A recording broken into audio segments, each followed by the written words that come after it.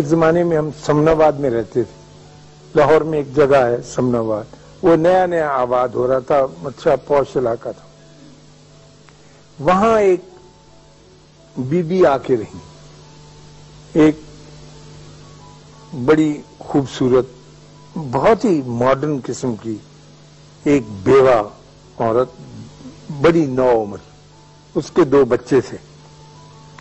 تو ہم جو نیک آدمی تھے سمناباد کے رہنے والے, ہم نے دیکھا کہ ایک عجیب و غریب کردار آ کر ہمارے درمیان آباد ہو گیا, اور اس کا انداز زندگی کا چلن جو ہے وہ ہم سے ملتا جلتا نہیں تھا.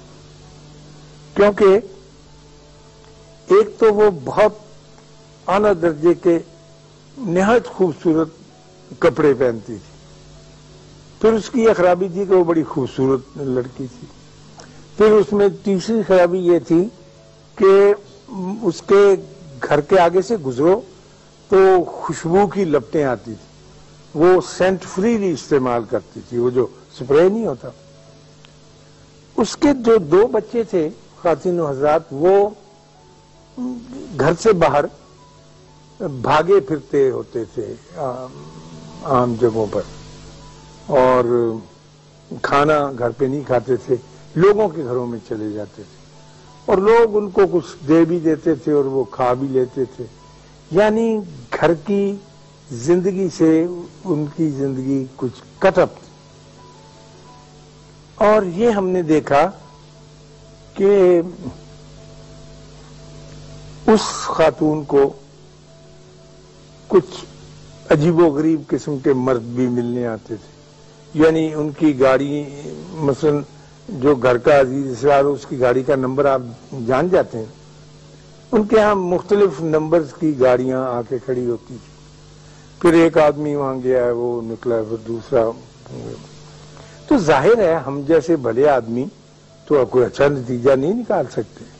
وہ ان کے بارے میں ہم ایسا ہی رویہ تھا جیسا اب آپ کو میں یہ کہانی سنا رہا ہوں, تو آپ کے دل میں بھی لا مالا یہی خیال آتا ہے کہ ایسی ہوگا. تو ہمارے گھروں میں آپس میں جمعے کے وقت مسجد میں بھی 6 میں گوئیاں ہوتی تھی کہ یہ کون آ گیا ہے جو ہمارے اس علاقے میں آ کر آباد ہو گیا. مزیدار بہت محنت اور توجہ سے اس قسم کے چمٹی سے گیدڑ نکالتے رہتے. تو ایک دن وہ گئی, اچھا, اور لیٹ کے صوفے کے اوپر میں دیکھتا تھا, کھڑکی تھی بڑی ساری جو گھروں نے لیا, وہ ناول جاسوسی پڑھتی رہتی. کوئی کام نہیں کرتی تھی یار, کوئی چولہا چونکا ہو. بچے اس کے بچوں کو کئی دفعہ کہتی تھی کہ نکل جاؤ نکل جاؤ. تو ایک دن وہ گر گئی سبزی کی دکان پر, تو اٹھا کے لوگوں نے چھینٹے وینٹے مارے تو لا کے رکھا. تو 3 دن کے بعد وہ فوت ہو گئی, اچھی صحت میں چلی. تو وہ جو بندے آتے تھے وہی ان کو کفن دفن کے لیے لے گئے. تو پتہ چلا کہ وہ ایک جو بندہ ان کے ہاں آنے والا تھا وہ ان کا فیملی ڈاکٹر تھا, جو اس کی حفاظت پر, دیکھ بھال پر مامور تھا. اس عورت کو ایک ایسی بیماری تھی کہ جس کا کوئی علاج نہیں تھا. کینسر کی ایسی خوفناک صورت تھی سکن وغیرہ کی کہ اس کے بدن سے بدبو بھی آتی رہتی تھی, جسم پر زخم ایسے تھے, اور اسے سپرے کرنا پڑتا تھا اپنا, تاکہ کوئی قریب کھڑے یا وہ نکلے تو اس کو تکلیف نہ ہو. اور اس کا لباس اس لیے ہلکا ہوتا تھا کہ غالباً بدن کو چبھتا تھا, جو بھی سکن میں ڈیزیز اس کی پیدا ہو گئی تھی. دوسرے اس کے گھر آنے والا اس کا وکیل تھا, جو ہر دوسرے دن آتا تھا, جو اس کی نگہبانی کرتا تھا اس کے حقوق کی, اور جو اس کا خاوند مقرر کر گیا تھا جو اس کے پیسے لا کے دینے.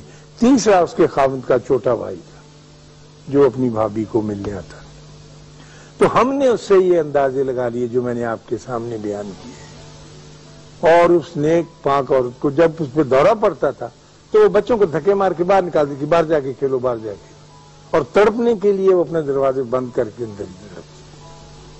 تو میرا مطلب عرض کرنے کا یہ تھا کہ ہم تنقید کا کام یا نقص نکالنے کا کام اللہ پر چھوڑیں، اس نے اس کے لیے ایک وقت مقرر کیا ہوا ہے، وہ جانے اور اس کا کام جانے۔ ہم اللہ کا بوجھ اپنے کندھوں پر نہ اٹھائیں، کیونکہ اس کا بوجھ اٹھانے سے آدمی سارے کا سارا چبا ہو جاتا ہے، چبا سمجھتے ہیں، کمزور ہو جاتا ہے، مر جاتا ہے، ختم۔ اللہ آپ کو آسانیاں عطا فرمائے اور آسانیاں تقسیم کرنے کا شرف عطا فرمائے۔ اللہ حافظ۔